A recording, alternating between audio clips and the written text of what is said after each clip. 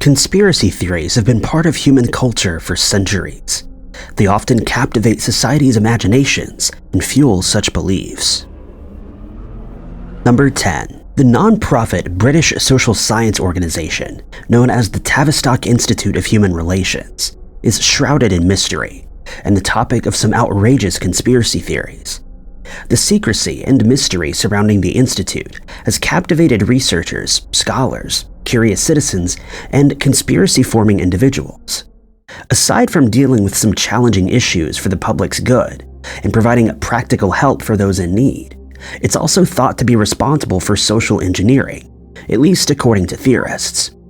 One conspiracy has stated that the controversial think tank has played a vital role in shaping the minds of individuals and the whole of our society without us even knowing it.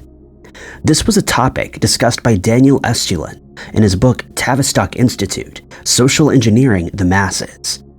He's an award-winning investigative journalist who's written various indulging books on the subject, which include Deconstructing WikiLeaks, The Invisible Empire, The Octopus Deception, Shadow Masters, and The True Story of the Bilderberg Group, another secret society that's mentioned later on. Further adding to the mystery is that the organization has found itself consisting of psychiatrists, psychologists, and sociologists, all of whom explore the dynamics of human behavior. According to the Institute, their initial focus had been on the trauma of soldiers who'd been returning from the war. Tavistock does not stand on its own when it comes to conspiracies either, as it's been linked to another notorious project known as MKUltra. A prevailing suggestion tells us that they're involved in mind control schemes and psychological warfare. These conspiracies paint the Institute as a shadow government that uses the organization as a front for top-secret operations that target and manipulate people and their behavior. Theorists believe that the methods that are used by the organization center around a subtle manipulation through propaganda and mass media. This allows them to condition citizens into accepting a belief or adopting a behavior, but they remain oblivious to such engineering. The alleged mind control is not unique to their London headquarters and is said to reach far beyond that. To shape the opinions of the masses and control the narratives, they assume control of large media outlets, according to the conspiracy, that is. It doesn't stop there, though. The Institute's hold on the media is also being used as either a distraction or a manipulation technique. These claims range from promoting certain news stories to suppressing others as disinformation circulates, causing much confusion for the people. The question remains, though, what was the aim? Theorists seem to have the answer for that as well, and point to the idea that they're trying to keep us as malleable as possible, while acting as the invisible hand that guides the world's politics. Followers of these theories believe that the Institute is making suggestions and eerily pulling the strings out of the public eye to ensure that the decisions that are made align with its agenda. Like the rest of the institutes, companies, and secret societies, Tavistock is accused of orchestrating national and even international conflict while engineering social upheaval and manipulating world events.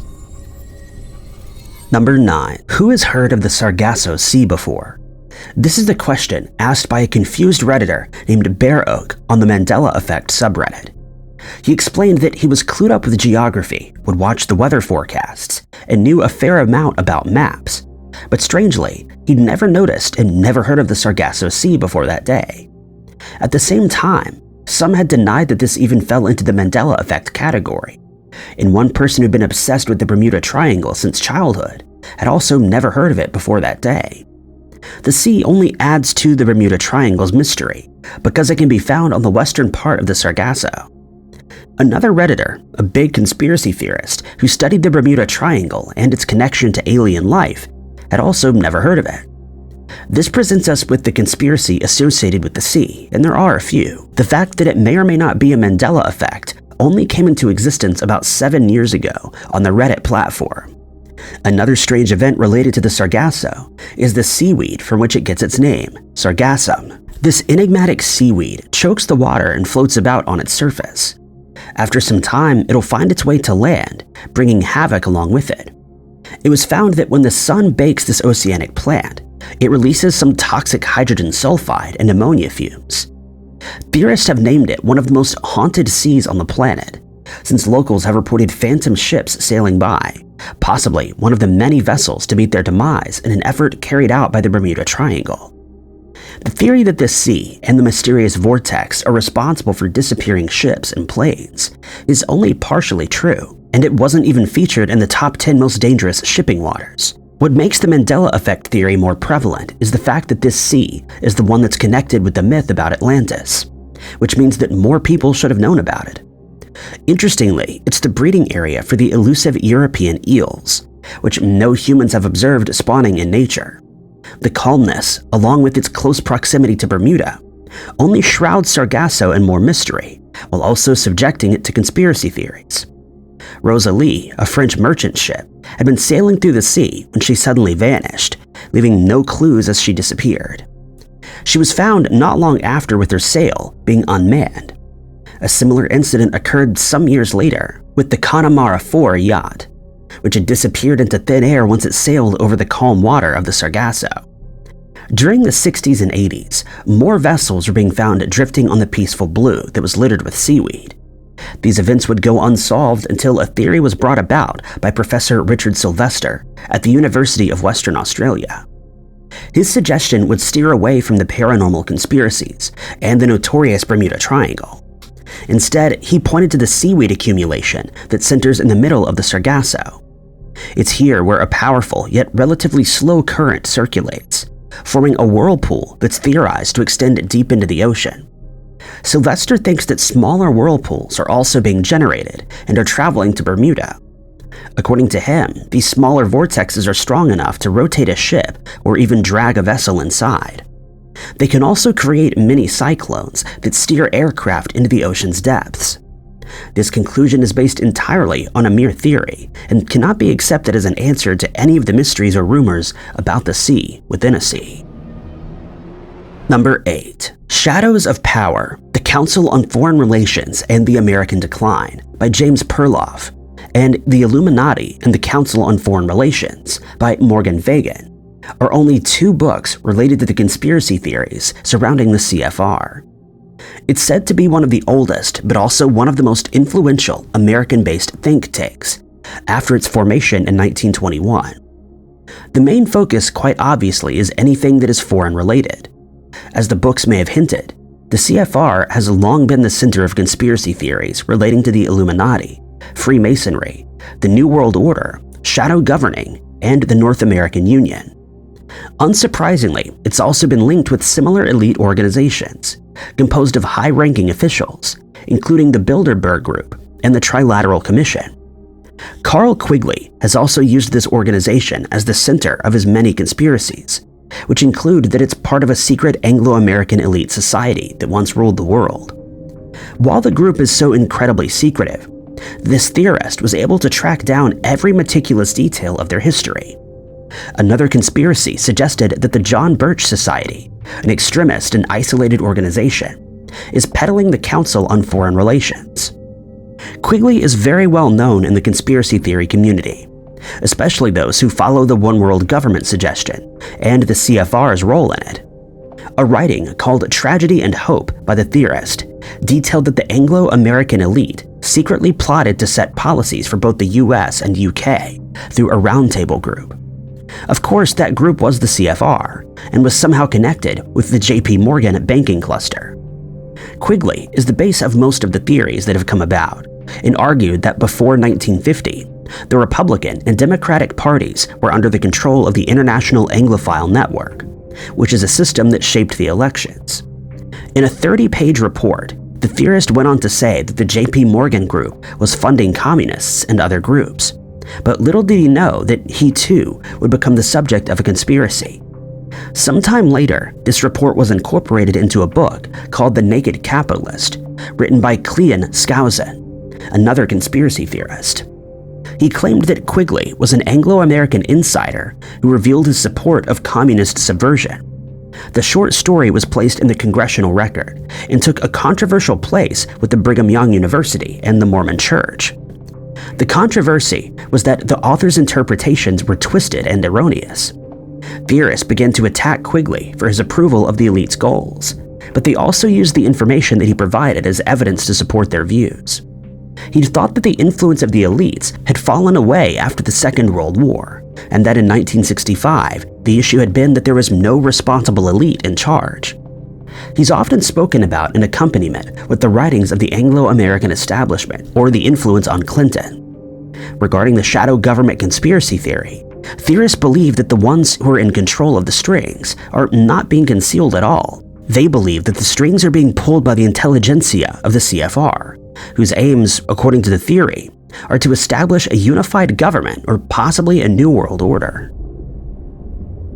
Number 7. A rather odd conspiracy theory began in 2021, and it was named the Buttergate scandal. The allegation was that Canada's butter had randomly become a whole lot firmer and could no longer soften at room temperature. The theory had done rounds on different media platforms, pointing out the sudden change in butter hardness. No temperature-controlled, peer-reviewed studies had been carried out to determine if the butter really was any firmer than it had already been, but still, everyone was noticing it. The stories were sparked when Professor Sylvain Charlebois asked if anyone noticed a change in butter hardness. Canadian cookbook author Julie Van Rosendaal had a similar question, which she posted in the Global Mail. She asked if anyone had noticed that the butter would not soften at room temperature. Sylvain's theory was not a lone observation after all. Soon, many more Canadians began to comment on the change. The observation came from nowhere, but hundreds of home cooks responded to the questions by detailing their butter struggles.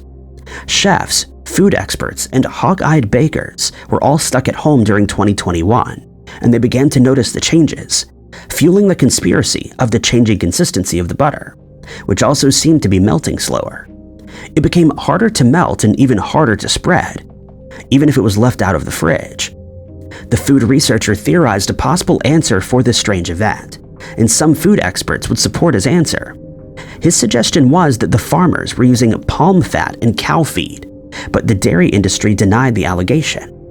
The denial was also a strange occurrence since palm fat and livestock feed is not illegal, yet they maintained that the theory was unfounded.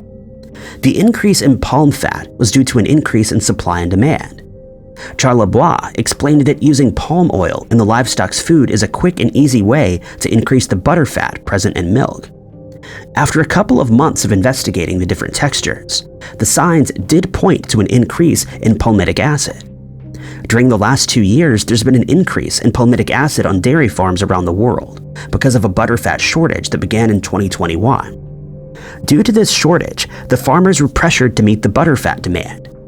While the explanation is currently just a theory, it's one that's been undergoing scientific research, and food scientists regard the use of palm oil as the likely culprit. In a published opinion piece, Charlebois said that both the dairy industry and Canadians do not deserve Buttergate, but pointed to the fact that palm fat is a legal ingredient. Number 6. Strange magazine reports in 1989 in the Aviation Week in Space Technology had given rise to this conspiracy. The article pointed to a mysterious U.S. budget entry for 1985 of $445 million, attributed to black aircraft production under the name Aurora. It did not refer to just one single plane, but a series of them. The conspiracy would become known as the Aurora Project, the creation of a top-secret aircraft that was in development since 1989, after the retirement of the Lockheed Martin SR-71 Blackbird in 1998. Reports supported this theory when they detailed that the company, Lockheed Martin Skunk Works, was looking to replace the Blackbird. In 2013, evidence of the existence of Aurora began to flood in. First, it was the frightening sounds that were heard across New York and the UK, which came just 1 year before Lockheed announced the development of a new aircraft, SR-72. An emerging research associate from Sheffield believed that the sound had come from an experimental jet engine that he called a pulse detonation engine. Enthusiasts also claimed that the sounds were likely from a supersonic or hypersonic source. This led conspiracy theorists to question where the source of the sound that rattled their windows and shook their houses had come from, which ultimately led them to the hypersonic spy plane, the Aurora. Theorists really believe that this aircraft exists, especially after finding out that it can reach a speed of Mach 11.8, but its existence has been denied by officials who say that no spy plane called Aurora is real or under development. This response was not taken kindly by conspiracy theorists, of course. They began to point out sightings of a strange triangular-shaped vessel that an oil engineer saw. It was said to have a length of 110 feet and a wingspan of 60 feet. Based on the descriptions, some artists have also sketched what the plane may have looked like. It's also believed that the spy plane is equipped with air-to-ground weapons. A flaw with this addition to the conspiracy is that it would be far too heavy and weigh the plane down. Other enthusiasts suggested that Aurora would be used for reconnaissance missions. The internet is also a great place for these theories to circulate. Rumors that the aircraft was a hypersonic Cold War spy plane began to do the rounds, along with the idea that it was being flown by Americans in the United Kingdom airspace without the government's permission. The plane was designed to be able to sneak at incredibly high speeds over the Soviet Union and take snaps to reveal what the enemy was up to. During the 1990s, there was a string of sightings and reports of loud noises traveling over Scotland. This event was attributed to UFOs, which brings in another theory. Aurora was said to be making use of alien technology and was born after the Roswell incident. The alien craft at Roswell was stripped of its parts and used in the making of the new spy plane. Theorists continued to maintain that this alien technology aircraft existed, even though officials denied the accusations. Later reports would come in of even more sightings of a peculiar vessel, and in a rare twist, confirmation by ex-government workers. The speed of the curious creation has been only a mere guess, and no one knows exactly how fast it is. Alleged eyewitnesses have claimed that the Aurora can reach 80,000 feet in seconds and perform maneuvers that no regular man-made aircraft can. The question is whether the B-1 and B-2, the stealth and radar evaders, are the descendants of the theorized and enigmatic Aurora, which may or may not even exist. Number 5. Some of the best conspiracies come from the sports world, such as Deflategate, a theory that accused the New England Patriots, a football team, of using an illegal process of deflating the footballs used in the game. One prominent player who was said to be the reason behind the scandal was Tom Brady, the quarterback who preferred deflation for a better grip.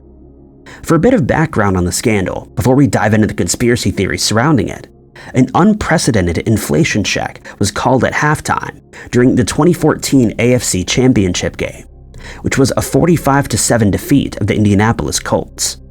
It was during this sudden check that the National Football League believed it had found evidence of tampering. NFL footballs are supposed to be inflated to 12.5 and 13.5 pounds per square inch.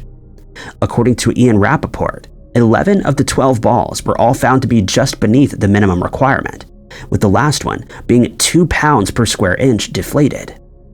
The officiating vice president of the NFL revealed that no pre-game measurements had even been logged, so there's really no official record. Various theories relating to physics and temperature were circulated. It was soon found, according to a 253-page report from the league, that the Patriots were at fault, since Brady was generally aware of the plot to deflate the balls. Of course, he denied such allegations and argued that he'd not altered them at all. The same report pointed at Jim McNally and former equipment managers. It was illustrated that during 1 minute and 40 seconds, McNally had taken the approved footballs into the bathroom, which is believed to be the time and the place that the deflation occurred. The time spent in the bathroom is the right amount of time to be able to let air out of at least 13 balls using a needle. In his defense, McNally said he would often take the footballs with him before the game, but the report found no plausibility in the claim.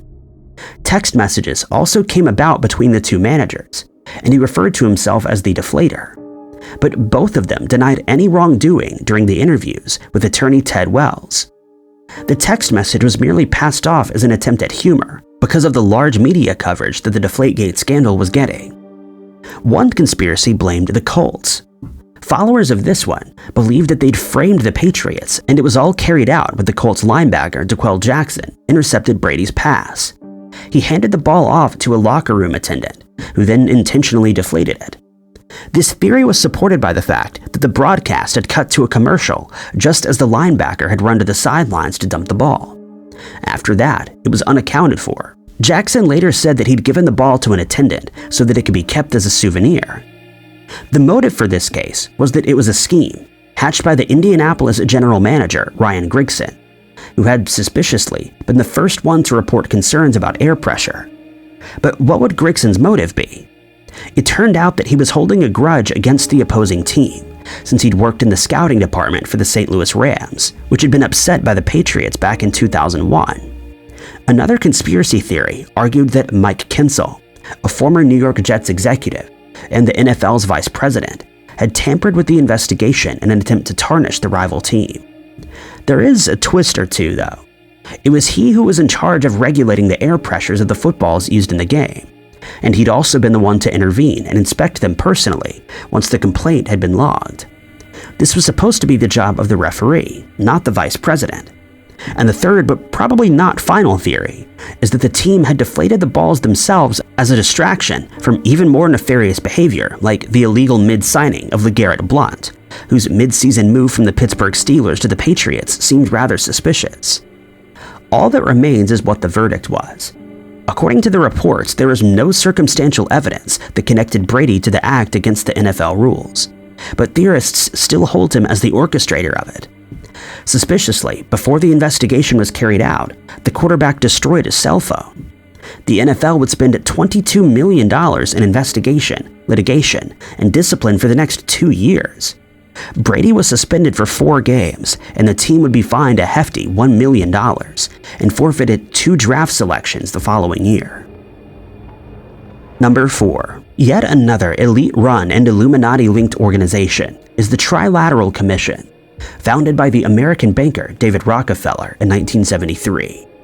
It's headed by 3 regional chairs, including Europe, North America, and the Asia-Pacific region.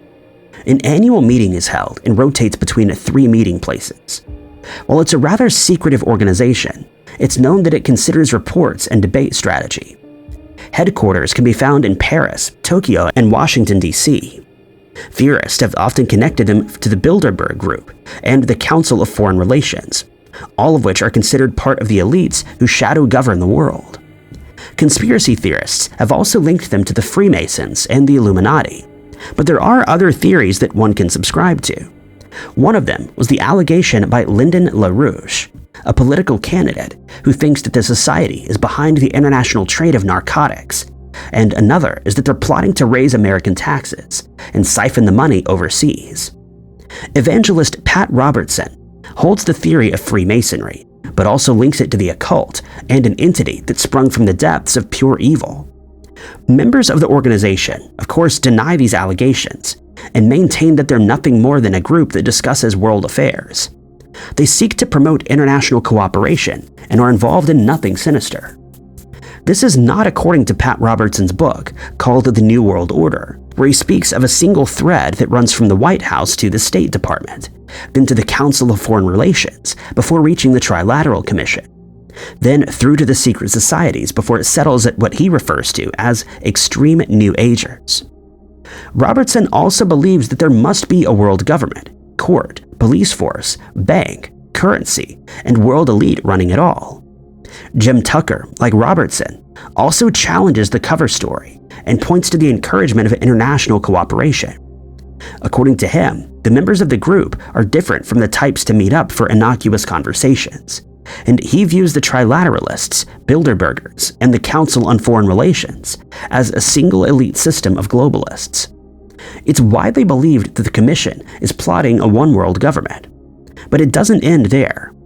Others have suggested that they're also trying to establish synarchism, a joint rule by the secret elite of Italy, China, and Hong Kong. A book called Among the Truthers, A Journey Through America's Growing Conspiracist Underground, authored by Jonathan Kay, wrote that Ruth Rudkowski was interrupted during a lecture by a former Trilateral Commission director back in 2007. He accused that and other organizations of orchestrating an attack in 2001 in an attempt to cause panic through which they would establish a new world order.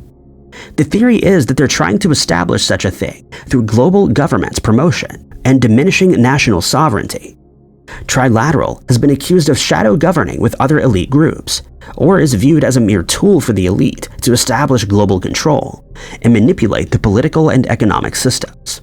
The only addition to the theories is the exclusiveness and secretiveness of the organization, which appears to have an anti-democratic outlook. Like the various other elite groups and shadow governments, they're also thought to be controlling the world events for their gain, and are part of the larger web of secret societies. Number 3. Another doomsday scenario conspiracy theory of pure bad science is Project Lucifer, which involves the solar system's friendly gas giant Saturn, and also Jupiter in this two-part conspiracy. This is said to be the largest conspiracy theory concerning NASA if you don't count the fake moon landing. Project Lucifer suggests that NASA, who's also part of the Freemasons and Illuminati, was trying to fulfill their wishes of playing universe creator by adding a second sun to the solar system. The Cassini probe was launched in 1997 on a 7-year journey to Saturn. It started with the liftoff of Titan IVB Centaur, carrying the Cassini orbiter, and its attached Huygens probe. The plot was that the organizations were looking to use this probe to trigger a catastrophic chain reaction within Saturn to establish nuclear fusion, forming a miniature sun. Cassini's mission was to be terminated in 2010 and was said to be carrying 33 kilograms of plutonium, making it a cruise missile directly aimed at a gas giant. The atmospheric pressure would kickstart an apparent nuclear event 2 years after the drop. But this was not the first time that the theory had come up. This was, according to theorists, previously attempted when the Galileo probe was dropped into Jupiter's atmosphere back in 2003. Galileo had collided with Jupiter, but not for an evil activity. NASA had to make the decision to terminate the Galileo mission by using its last drop of propulsion to push it at high speed into Jupiter. This would ensure that the probe burned during re-entry. The concern had been that the probe would lose control and crash into one of the moons, contaminating it and ridding it of all microbial life that may exist there. It was not long after that the conspiracy had found its support because of a dark blob that appeared close to the planet's equator a month later. A few observations were made of it before it had completely disappeared. Many astronomy, planetary, and physics enthusiasts have debunked the theories and have named it a terrible misunderstanding of the scientific field. The collision of Galileo had no long-lasting effects, and so theorists had to turn to Saturn, the Cassini probe, and the theorized incoming cataclysmic event. After the collisions, none of these planets turned into a second sun, and it was found that the plutonium Cassini was carrying was not weapon-grade 239 Pu. It was bits of 238 Pu, which are small pellets encased in damage-proof containers. NASA confirmed that the collision with Saturn was done to prevent the probe from crashing into Enceladus and contaminating it with Earth matter, so it was directed at Saturn instead. The two conspiracy theories read strangely similar because they were the subject of a novel and movie, 2010 Odyssey 2. The correlation of dates can also be noted here. The novel, which focused on Jupiter, was written by C. Clarke. Black monoliths breed within the gas giant's atmosphere, according to the novel, which forms a large spot, increasing density and mass, to the point that it's able to sustain nuclear fusion. The movie adaptation ends with different views of a new binary solar system. The conspiracy of Project Lucifer is loosely based on the book, but instead it does not include the probe or the Illuminati. Number 2. The first ever notorious Bilderberg meeting was held at the Hotel de Bilderberg in the Netherlands, where it gets its name from. It was convened by Prince Bernhard and was a gathering of some of the most powerful politicians from North America and Europe. It was not as secret of society as the Freemasons and the Illuminati. Still, it had some high-profile attendees such as Bill Clinton, Tony Blair, Henry Kissinger, Angela Merkel, and Margaret Thatcher. To stop the attendees from sharing discussions that were held during the meeting and give it all the more sense of mystery, the Chatham House rule was used. Journalists were also blocked from reporting on them, and their meeting minutes have never been released. What happens behind the closed doors of this secret society has been debated for centuries and has given rise to many conspiracies because of the level of secrecy surrounding it. One conspiracy relating to Bilderberg states that the attendees are the ones behind the making of the European Union, the Iraq invasion, and the attack on Serbia. But such theories remain to be proven. Theorists have linked them to plotting a new world order. In 2023, one of these meetings was held, which took place from the 18th to the 21st of May in Lisbon, Portugal. The publicized topics of discussion were climate change, Brexit, cybersecurity, China, NATO, Russia, transnational threats, and Ukraine. This is what is meant by not so secretive. The elite society has an official website that discloses, quote, "Thanks to the private nature of the meeting, the participants take part as individuals rather than in any official capacity, hence are not bound by the convention of their office or a pre-agreed position." There were 131 participants from 21 countries across North America and Europe who attended the meetings. In two examples of just how much power this society holds, theorists point to the inclusion of Bill Clinton in 1991, before he became president, and Tony Blair's presence before he became the British Prime Minister. Conspiracists believe that the organization is playing a kingmaker around the world. In 2000, Dennis Healey, a British politician who'd been part of Bilderberg for decades, said that the idea that the group was striving for a one-world government was an exaggerated but not entirely unfair analysis. He went on to say that the attendees felt that they could no longer go on fighting one another for nothing and causing so many people to become homeless, leading them to the inclusion of a single community being established all over the world, and that it would not be a negative thing, but rather a good implementation. Of course, this would only fuel the theories even more. Bilderberg is placed into the same subject as the Illuminati, and is thought to be acting as a shadow government. They have just the right amount of power to control the people on a global scale. Due to their lack of transparency, it's also really difficult to know what they're planning, hence the various conspiracy theories.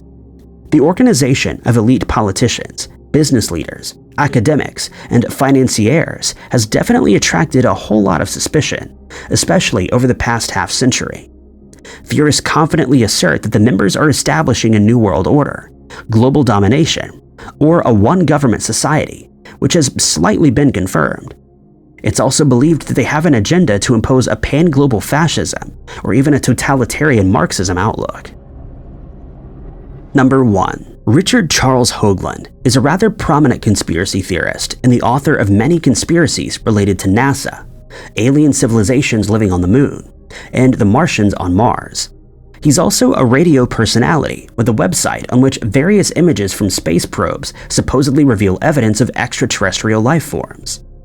Back in 2005, images from a Mars rover not only included pictures of space rocks, but also some household items that Hogland believes point to a lost civilization.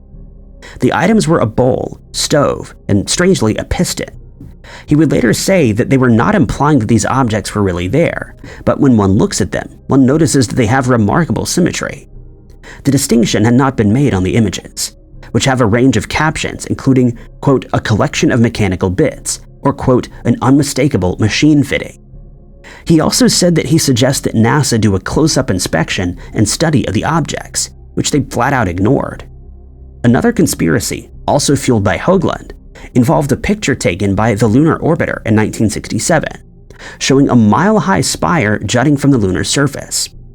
This would be given the eerie name the Shard, and it was argued that there's no plausible geological explanation for the formation.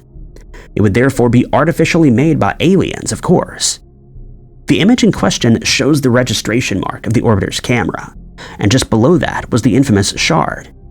Hogland also projected the well-known Face on Mars conspiracy, which has done the rounds some time ago. The picture revealed what appears to be a face protruding from Mars's surface, and was the subject of tabloid headlines such as "Monkey Face on Mars." It featured in the conspiracy theorist book The Monuments of Mars. The book details how a whole alien city is laid out on the planet's surface, which is precisely the precision of a master architect. It was also written that he discovered an artificial Martian complex built on Cydonia Planitia. The city is made from mounds and pyramids that are meticulously constructed in a geometric pattern. Another conspiracy branching from this one is that NASA covered up the fact that the face on Mars was related to these structures. Hogland alleged that NASA had been the author of a report in 1960 called Proposed Studies on the Implication of Peaceful Space Activities for Human Affairs. Apparently, on page 216, there are instructions directed at NASA to withhold evidence of extraterrestrial activity on the Moon, Mars, and Venus from the public. Hogland claimed to have also created a new form of physics that he called hyperdimensional physics, and inserted that it was a complete implementation of James Clerk Maxwell's 20 quaternion equations, but such ideas have been widely rejected by mainstream physics. His claims didn't end there. He would go on to say that he'd co-created the Pioneer 10 plaque, which had been designed entirely by Carl Sagan, Frank Drake, and Linda Salzman Saga. Another related individual was Eric Burgess, who, along with Sagan, denied that Hogland had contributed even a sliver of data towards the design. Yet Hogland's now defunct website had boasted and credited him as co-creator of the Pioneer plaque. Thank you guys so much for watching. If you liked this video, be sure to hit that like button.